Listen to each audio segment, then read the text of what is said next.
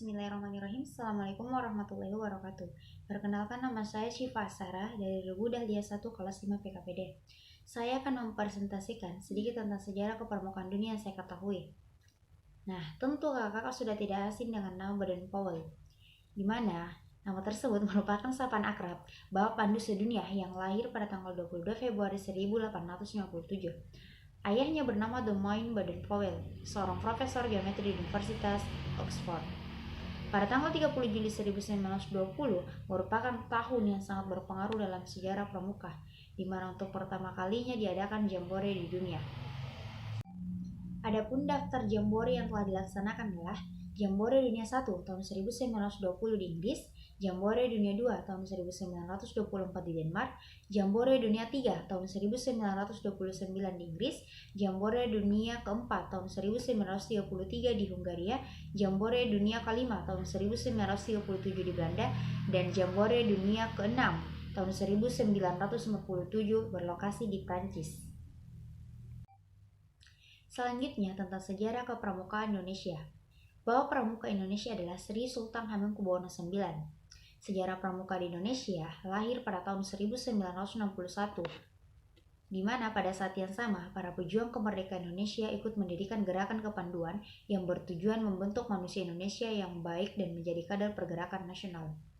Nama Pandu masih digunakan hingga masa kemerdekaan karena banyaknya gerakan kepanduan di Indonesia, sehingga Presiden Soekarno menyatukan gerakan kepanduan tersebut dalam satu wadah, yaitu Gerakan Pramuka.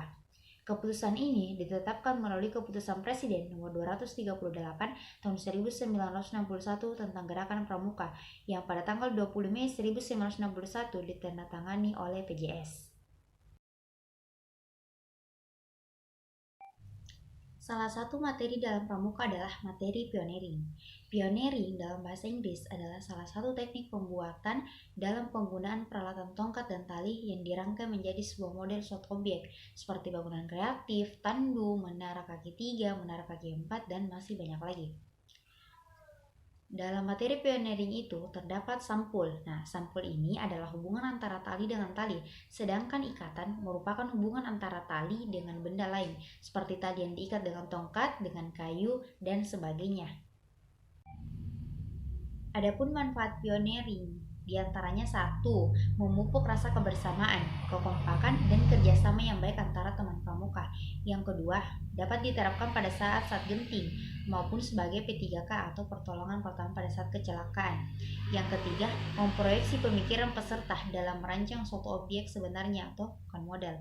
Nah, yang keempat, memupuk rasa kebersamaan, kekompakan, dan kerjasama yang baik antara teman pramuka. Adapun macam-macam simpul yang dapat diterapkan pada saat kegiatan pioneering. Yang pertama adalah simpul mati, simpul hidup, simpul pangkal, simpul jangkar, simpul tarik, simpul anyam berganda, simpul ujung tali, simpul kembar, simpul tambat, simpul pengunci, ataupun simpul tangga tali. Nah, selanjutnya beralih ke macam-macam ikatan. Pengertian dari ikatan adalah bentukan dari tali yang digunakan untuk mengikat barang atau benda. Macam-macam ikatan ada beberapa, diantaranya ikatan palang, ikatan kaki 3, ikatan silang, dan yang terakhir ikatan canggah atau sambung tongkat. Materi kedua yang akan saya jelaskan adalah tentang LKBB. LKBB adalah singkatan dari latihan keterampilan baris babaris. LKBB itu sendiri merupakan suatu wujud fisik yang diperlukan untuk menanamkan kebiasaan, tata cara hidup suatu organisasi masyarakat yang diarahkan kepada terbentuknya perwatakan tertentu. Tujuan dari LKBB itu sendiri adalah untuk menumbuhkan sikap jasmani yang tegap tangkas, rasa disiplin, dan rasa tanggung jawab. Yang dimaksud dengan menumbuhkan sikap jasmani yang tegap tangkas adalah mengarahkan pertumbuhan tubuh yang diperlukan oleh tugas pokok, sehingga secara jasmani dapat menjalankan tugas pokok tersebut dengan sempurna. Sedangkan yang dimaksud dengan rasa persatuan adalah adanya rasa senasib, sepenanggungan, serta ikatan yang sangat diperlukan dalam menjalankan tugas. Nah, yang dimaksud rasa disiplin adalah mengutamakan kepentingan tugas di atas kepentingan pribadi, yang pada hakikatnya tidak lain daripada keikhlasan penyisihan pilihan hati sendiri. Terakhir, yang dimaksud dengan rasa tanggung jawab.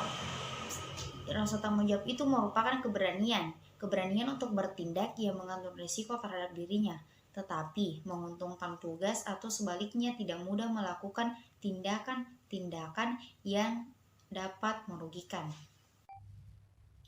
Aba-aba.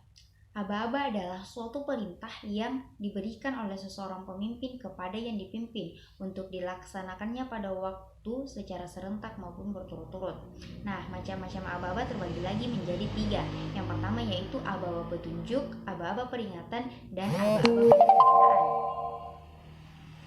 Selanjutnya, macam-macam gerakan dasar PBB atau perintah baris berbaris. Yang pertama yaitu ada sikap sempurna, istirahat di tempat, lencang depan, lencang kanan, hadap kiri, hadap kanan, balik kanan, hadap serong kiri, hadap serong kanan, berhitung, hormat, dan jalan di tempat. Ada beberapa macam gerakan dasar PBB, diantaranya sikap sempurna, istirahat di tempat, lencang depan, lencang kanan, hadap kiri, hadap kanan, balik kanan, hadap serong kiri, hadap serong kanan, berhitung, hormat, dan jalan di tempat. Adapun bentuk-bentuk barisan antara lain berderet. Untuk berderet sendiri, kedua tangan dibentangkan ke samping setinggi bahu seperti ini. Untuk bentuk angkare, kedua tangan dikepalakan dan diacungkan ke atas seperti ini. Selanjutnya ada lingkaran besar, di mana untuk lingkaran besar ini, kedua ujung jari tangan didekatkan di atas kepala. Selain lingkaran besar, juga ada lingkaran kecil yang bentuknya seperti ini. Kedua ujung jari telunjuk dan ibu jari diletakkan di atas kepala. Selain lingkaran kecil, juga ada setengah lingkaran, di mana kedua belah tangan digerakkan ke kiri dan ke kanan, sehingga sejajar dengan muka badan seperti ini. Selanjutnya ada kolonel terbuka. Untuk kolonel terbuka itu kedua tangan dikepalakan dan diacungkan ke samping badan setinggi bahu seperti ini. Lawan dari kolonel terbuka adalah kolonel tertutup, di mana kedua tangan dikepalakan dan diacungkan ke depan dada setinggi bahu seperti ini. Selain itu ada anak panah seperti ini, di mana ujung jari kedua tangan diletakkan di depan dada atau di atas kepala seperti ini. Nah, setelah anak panah juga ada bentuk seperti salat. Nah, untuk salat ini kedua belah tangan dengan telapaknya dihadapkan ke dalam, keluar, dan menjulur ke depan seperti ini. Kemudian ada roda.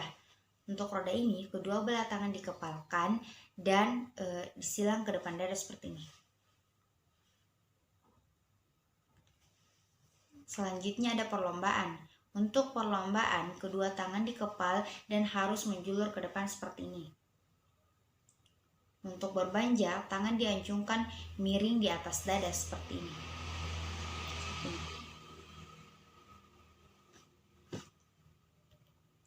Nah, itu tadi bentuk-bentuk barisan. Cukup sekian video presentasi dari saya. Semoga bermanfaat. Sekian, terima kasih. Assalamualaikum warahmatullahi wabarakatuh.